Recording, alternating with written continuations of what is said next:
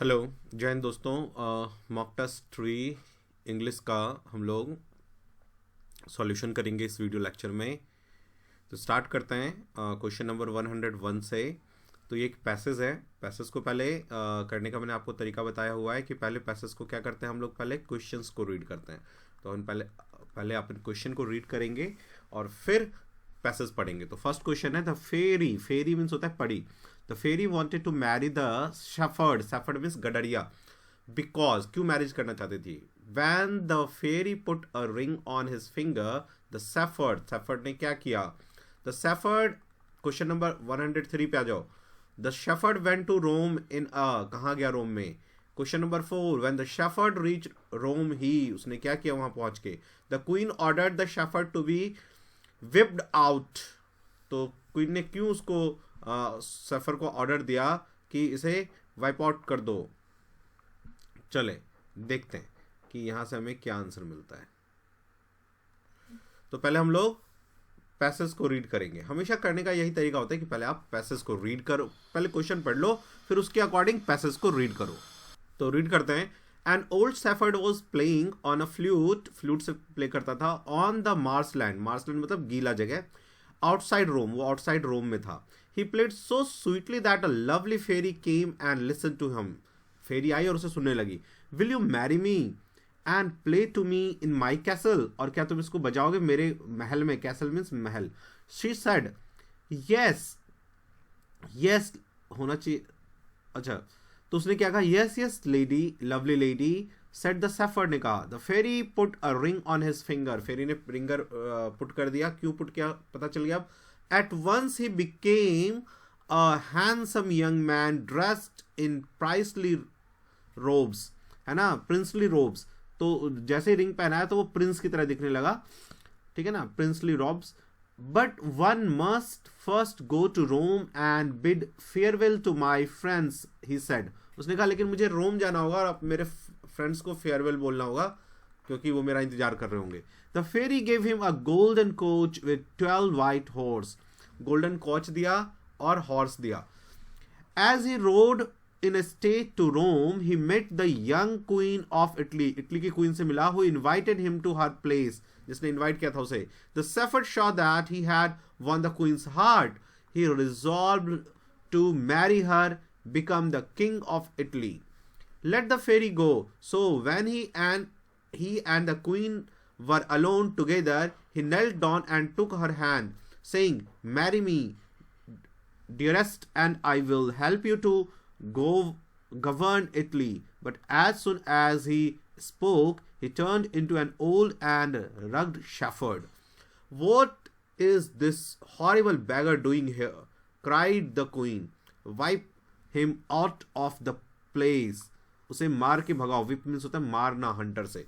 ठीक है, सब पता चल गया अब हमें क्यों क्वीन ने भगाया उसे। अब देखो, the fairy wanted to marry the shepherd because he was very handsome. He had saved her life. He could play sweetly on his flute. So ये आंसर है। When the fairy put a ring on his finger, the shepherd becomes king की तरह दिखने लगा। Disappeared, change into a handsome youth. This one change हो गया, handsome बन गया। The shepherd went to Rome in a palanquin, boat, cart, coach. Golden coach दिया था ना फेरी ने, और हॉर्स उस पे गया था। देखा, ये फायदा होता है पहले क्वेश्चन पढ़ लेने का। When the shepherd reached Rome, he planned to marry the queen of Italy. Yes, यही था ना कि उसने क्वीन प्लान कर लिया कि मैं यहाँ की क्वीन से मैरिज कर लूँ। The queen ordered the shepherd to be wiped out of the place because he refused to marry her. Turned old and ugly. Yes, वो टर्न हो गया, कैसा बन गया? ओल्ड और अगली मीन्स गंदा। ठीक है, चलो अब नेक्स्ट आ जाओ 106 क्वेश्चन पे, जो ईडियम एंड फ्रेजेस है। तो टू बी इन डॉल्ड्रम। देखो, डॉल्ड्रम जो है ना, वो एक प्लेस आता है आपका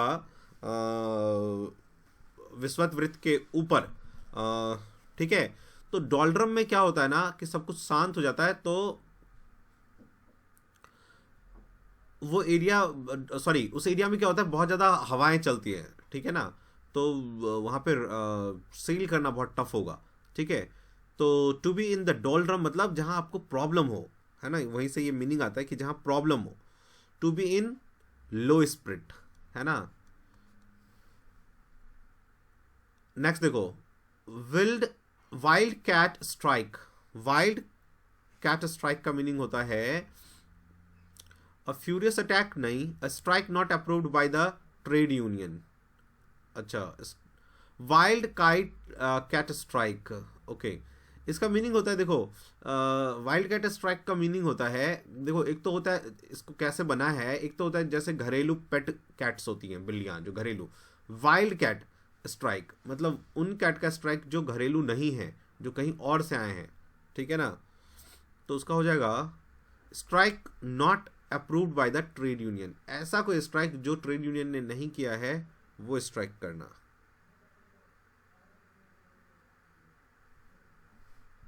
देखो वाइल्ड कैट स्ट्राइक का एक्चुअली मीनिंग क्या होता है, जब कोई चीज ना बिना अप्रूव के किया जाए, तो जरूरी नहीं कि कहीं पे ट्रेड यूनियन मिले तभी आप लगाओ। Anything done without any approval, without approval, without approval, ठीक है ना। चलिए नेक्स्ट आइए 108, ब्लाइंड एले। ब्लाइंड एले का मीनिंग होता है कि ऐसा कोई वर्क, देखो ब्लाइंड एले, एले मीन्स जो है ना, सपोज करो आपका जो है ना दोस्त, ठीक है ना, एले मीन्स दोस्ती होता है। वैसे ब्लाइंड एले मतलब वो आपको कोई आपका अनप्रॉफिटेबल वर्क है, यदि आपने ब्लाइंड को बनाया फ्रेंड, हो सकता है वो आपको कोई हेल्प ना कर पाए, तो वहीं से ब्लाइंड एले आया, अनप्रॉफिटेबल एक्शन, ठीक है ना। 109 पे आओ।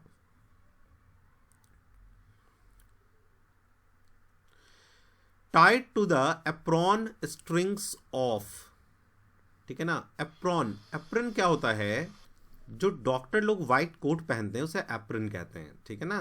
तो tied to the apron strings का मीनिंग आप एक चीज से ना बंध गए हैं, डोमिनेट कर रहा है वो आप पे, to be the dominated by, इसका मतलब होता है डोमिनेट कर रहा है कोई आप पे, ठीक है ना। Our school is within a stone's throw. Stone को आप कितना दूर फेंक पाते हैं, थोड़ी दूर, तो इसका मतलब नियरर, ठीक है ना। तो अ शॉर्ट डिस्टेंस, सी। चलिए नेक्स्ट आइए 111 पे, a person who wishes to throw over all establishment. Establishment मतलब जो गवर्नमेंट की हर चीजों को नहीं मानता, तो ऐसे को क्या कहते हैं, अराजक तत्व, अराजकता, जिसका वर्ड है एनार्किस्ट।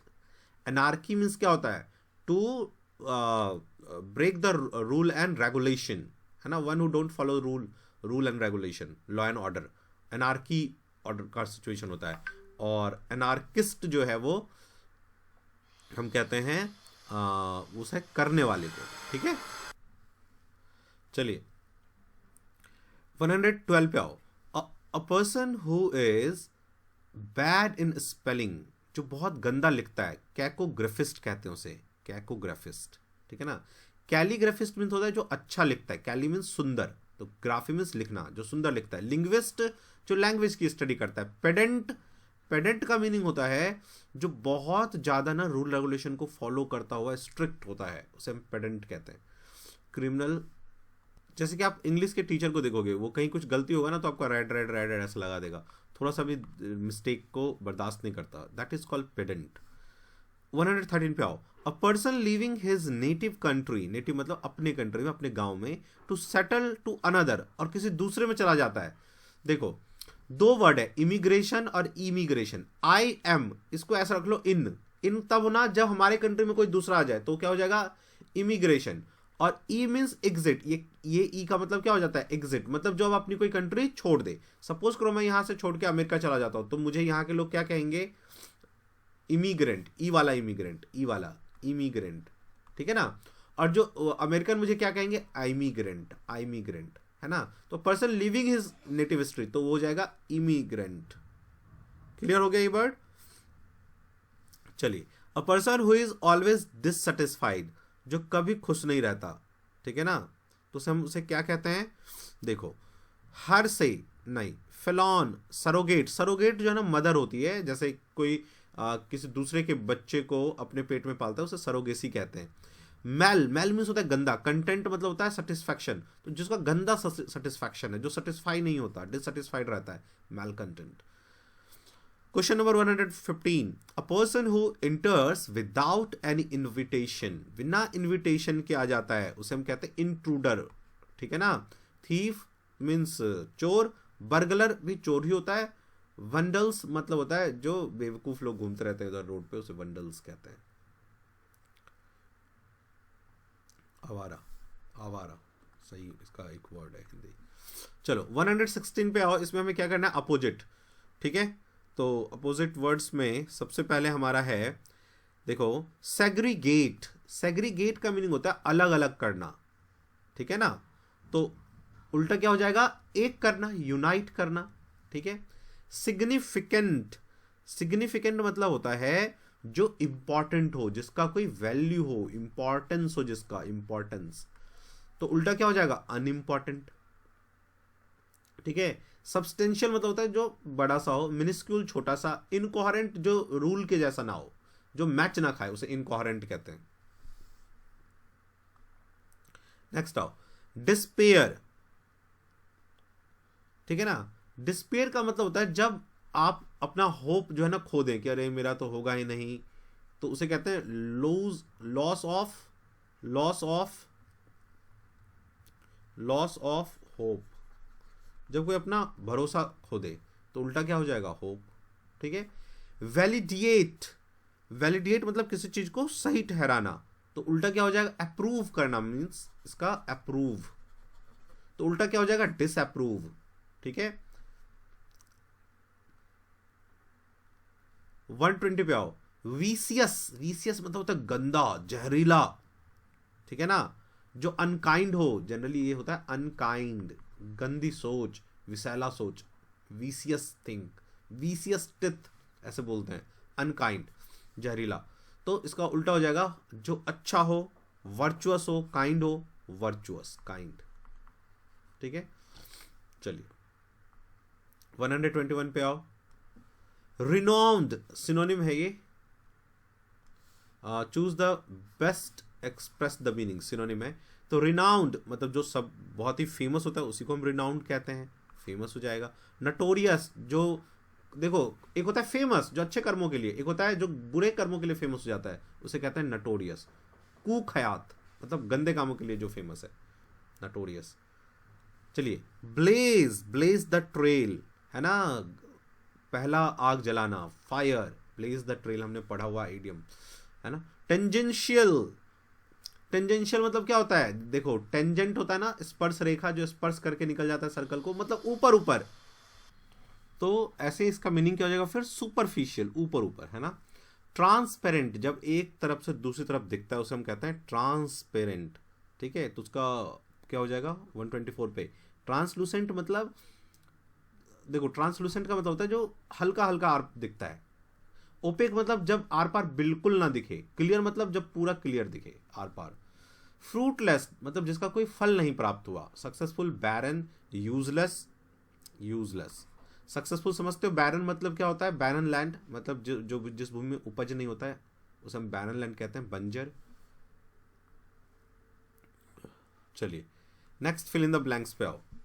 तो फिल इन द ब्लैंक्स में फर्स्ट क्वेश्चन है, fate smiled dash him in all his ventures.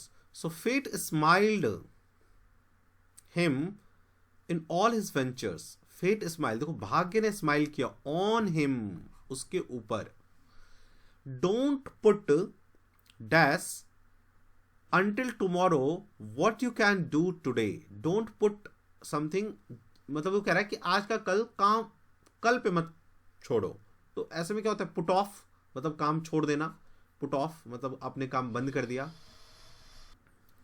तो देखो ऑफ का मीनिंग हमेशा या तो बंद करने के लिए होता है, या ऑफ का मीनिंग ये भी होता है जब पत्ता मान लो टूट के कहीं से गिर रहा है, पेड़ से गिर रहा है, तो उसे क्या कहेंगे, ऑफ, फॉल ऑफ। याद रखना फॉल ऑफ होता है, ये एग्जाम में आया हुआ है। ठीक है ना। 128 पे आओ। The train is arrived dash platform number, on platform number 4। The criminal was totally taken dash when the police recognized him. ठीक है। तो इसका क्या होगा भाई, the criminal was totally taken dash when the police recognized him. वो क्या हो गया, डर गया, taken aback. The examination will begin dash Monday. ठीक है ना। तो मंडे से स्टार्ट होगा, है ना। तो हम क्या कर देंगे इसको, देखो दो चीज़ें होता है, देखो इसमें टाइम के लिए हम जब यूज़ करते हैं, एक होता है the exam will start at 9 PM, मतलब एकदम exact on time, on time मतलब एकदम टाइम पे, ठीक है ना। तो लेकिन ये यहाँ हमें कहना चाह रहा है कि मंडे को स्टार्ट होगा, तो on Monday, the examination will begin on Monday, from Monday नहीं, ऑन मंडे आएगा, मतलब मंडे से स्टार्ट होएगा, ना मंडे से पहले ना मंडे से बाद में, इसलिए ऑन लगता है। जब एग्जैक्ट टाइम की बात करते हैं तो ऑन लगता है। यू मस्ट, देखो यहाँ फ्रॉम लगने का ना बहुत वो संभावना होता है कि आप फ्रॉम लगा दो, बिगिन फ्रॉम मंडे, फ्रॉम होगा तो टू भी आगे आना चाहिए इसका वो, इसीलिए फ्रॉम नहीं आएगा, ऑन आएगा, on Monday, begin on Monday.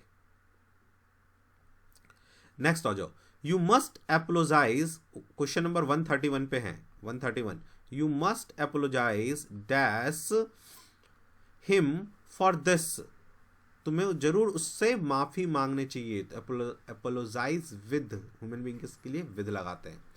She seems crushed dash bad luck, ऐसा लगता है कि उसके बैड लक ने उसे उसका पीछा नहीं छोड़ा है। क्रस्ट क्या हो जाएगा, crust, crust with bad luck होना चाहिए, विद बैड लक, ठीक है। नेक्स्ट आ जाओ, he was 133 पे, he was brought by his aunt as his mother had died when he was just a lad, जब वो एक छोटा सा बच्चा था, तो brought up होता है, आपने सुना होगा brought up, तो up लगा दो, brought up मतलब लालन पालन।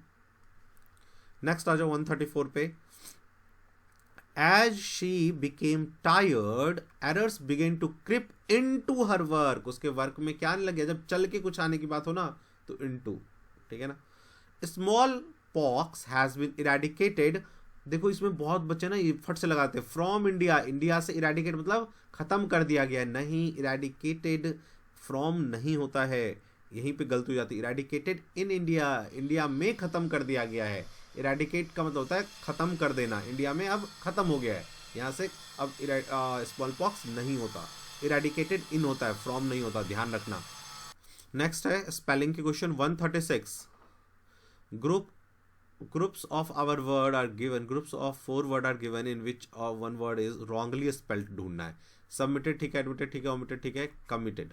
ब्रिलियंट, वैलियंट, रेडियंट, सैलियंट, नहीं ब्रिलियंट, क्योंकि ब्रिलियंट की स्पेलिंग क्या होती है, BRILLIANT होता है ब्रिलियंट, ठीक है ना। नेक्स्ट आ जाओ, यहाँ पे जैसे कमिटेड के स्पेलिंग में क्या रॉन्ग है, CO कमिटी से कमिटेड, COMMITTED, जैसे कमिटी की स्पेलिंग याद है आपको, ये बहुत बार पूछा जाता है, COMMITTEE कमिटी, ये याद रखना। मैंने आपके पेन ड्राइव में डाला हुआ है जो मोस्ट आस्क्ड हैं क्वेश्चंस, वो मैंने आपके पेन ड्राइव में डाला हुआ है, स्पेलिंग्स वाला, आपने होपफुली पढ़ा होगा उसे। 138 क्या है, सेपरेट रॉन्ग है, क्योंकि सेपारेट होता है, सेपारेट। नेक्स्ट आ जाओ 139, तो 139 में जो ये तो दोनों रॉन्ग है, देखो बिसीज, सीज मतलब, बिसीज का मतलब घेराबंदी कर देना, तो वो होता है BESIEGE, सीज, ठीक है ना। और बीसीच मीन्स जो होता है BESEECH होता है वो, ठीक है ना। करियर रॉन्ग है, करियर रॉन्ग है, CARRIER करियर होता है, ठीक है। चलिए नेक्स्ट है हमारा PQRS। देखो तो PQRS में क्या सिखाया हुआ है मैंने आपको, कि हमेशा सब ध्यान रखना है, क्या सब्जेक्ट पहले आता है, फिर क्या आता है, फिर आता है हेल्पिंग वर्ब, फिर मेन वर्ब, फिर ऑब्जेक्ट, एक तो ये, और relative pronoun who, which, that, जो आपको प्रोनाउन में पढ़ाया था वो याद रखना है, उसके बेसिस पे ही सारा काम होता है। नाउ देखो, तो जो ये फर्स्ट गिवन है हमें सेंटेंस, वो क्या है, द पिजन्स वर यूज्ड। अब देखो, हमेशा यूज्ड जब भी आप आता है, ठीक है, तो जनरली हम लोग क्या सोचते हैं कि यूज टू लगा दो, यूज टू कैरी मैसेज, है ना। तो जैसे आप इसको हमें लगता है कि यार यूज्ड के साथ तो हमेशा टू आता है ना, लेकिन आपको याद होना चाहिए वो तब जब ये मेन वर्ब नहीं होता है ना।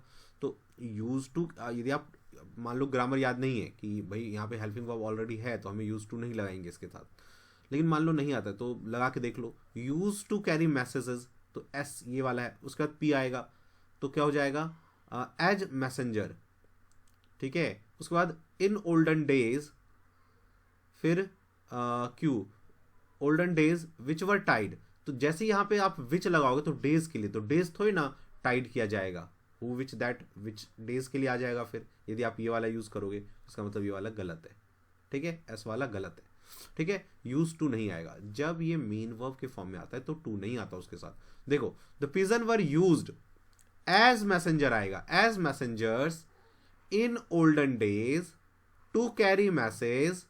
अब ये मैसेज के लिए विच आएगा, विच वर टाइड, क्या टाइड किया जाएगा, विच। यदि यहां पे विच लिखोगे तो हु विच दैट किसके लिए आता है, ठीक अपने पीछे वाले के लिए आता है, तो which were tied to their feet, ठीक हो जाएगा, तो थर्ड आ जाएगा आंसर। समझ गए इस बात को, ये ध्यान रखना होता है।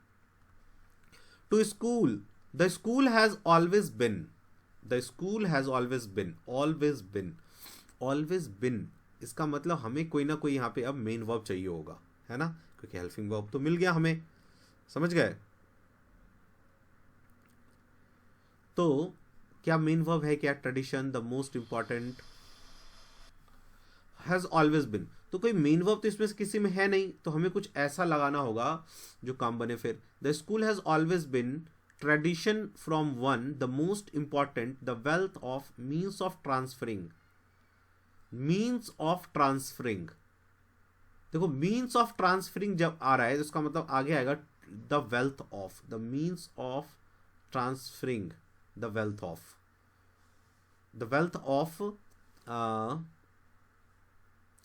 Tradition from one, one from one, देखो ऐसा बन रहा है, from one generation to next generation, कहता है ना, tradition from one generation to next generation, यानी कि पी सबसे लास्ट में आना चाहिए, तो ये तो नहीं होगा, पी सबसे लास्ट में, इसमें है, इसमें, इसमें है, ठीक है। पी से पहले क्या आ रहा है, द वेल्थ ऑफ, यानी आर आ रहा है, तो ये दोनों खत्म, ये आ जाएगा। The very first battle they fought, the very first battle they fought, ठीक है, and they had to fall aback, cross the border, was lost, the very first battle they fought, देखो the very first battle they fought, ठीक है ना, ये यहां तक subject है, मतलब यहां पे मुझे हेल्पिंग वर्ब चाहिए, कोई ना कोई हेल्पिंग वर्ब चाहिए, तो वॉज आ जाएगा, ठीक है। The very first battle they fought, ये पूरा एक सब्जेक्ट है, वॉज लॉस्ट, हार गए, तो आर किस में है, ये दोनों तो कट ही गया, तो क्यू आना चाहिए या पी आना चाहिए, देखते हैं। Was lost and they had to fall back, और यदि मैं क्यू लगाता हूं तो was lost cross the border, नहीं, क्रॉस द बॉर्डर का तो सेंस ही नहीं बन रहा है, and they had fall back, हार गया और उन्हें पीछे हटना पड़ा, तो क्यू के बाद, आर के बाद पी आना चाहिए, सेकंड इज द आंसर। अब चेक कर लो, and they fall back, S लो, letting the enemy cross the border and enter the country, cross the border and enter the country होगा तो क्यू लास्ट में आना चाहिए, वो इसमें है, इससे भी पता चल जाएगा, ठीक है। चलिए 144 पे आओ। फर्स्ट, इन नेशन, अब यहां से मुझे चाहिए, नेशन एक सब्जेक्ट मिल गया मुझे, ठीक है, तो यहां से मुझे चाहिए एक हेल्पिंग वर्ब, तो वो आ जाएगा Q, is not made by, तो क्यू वाला लगा दो, फटाक से क्यू वाला लगा दो, इसमें तो कोई दिक्कत ही नहीं था।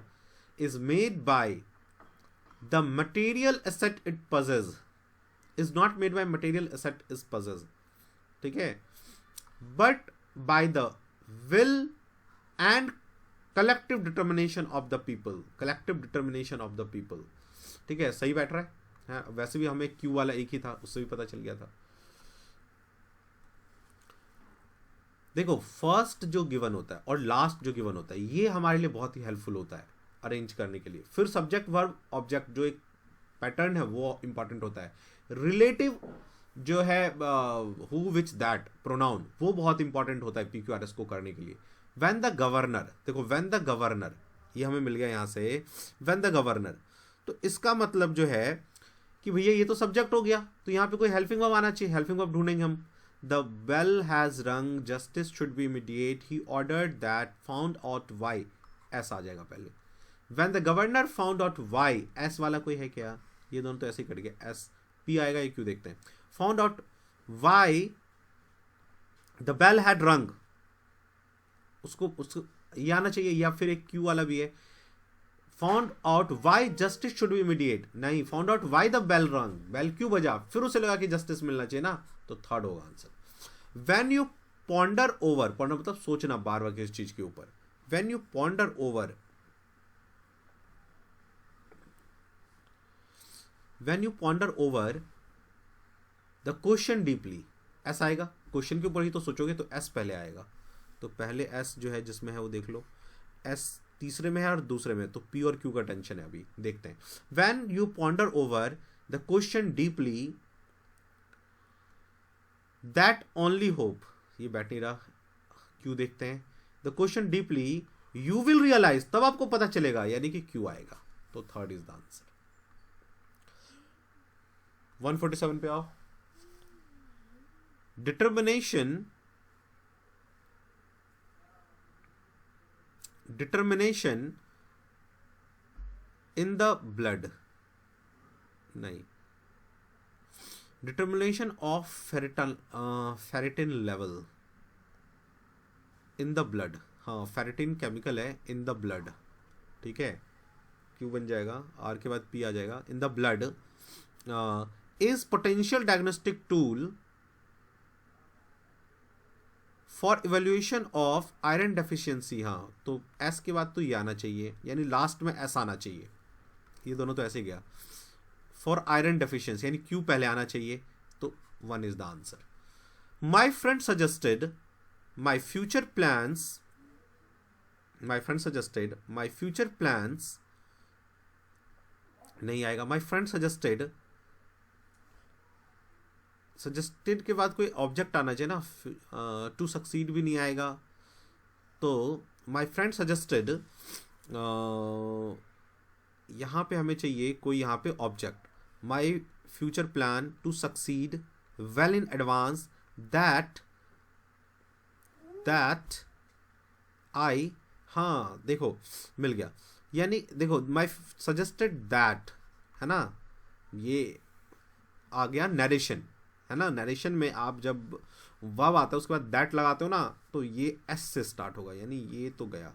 Suggested that I must chalk out my future plans, यानी एस के बाद पी आना चाहिए, इसका मीन्स 1 आएगा, ठीक है। यहाँ पे नरेशन ने हेल्प कर दिया कि सजेस्टेड दैट होता है ना। 149 commercial energy,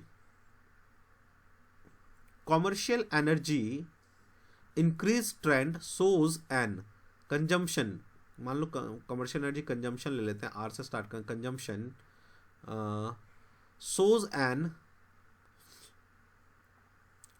N increase trend and possess the major, तो आना चाहिए पहले, इसका मतलब इसमें क्यू पहले आना चाहिए, इन सबको हटाओ, क्यू पहले आना चाहिए। The commercial energy shows an increase trend consumption, हाँ अब ठीक है। चलिए नेक्स्ट आओ, द पब्लिक पे आओ। 150 the public aim is to educate the NGOs about the danger of smoking. The public,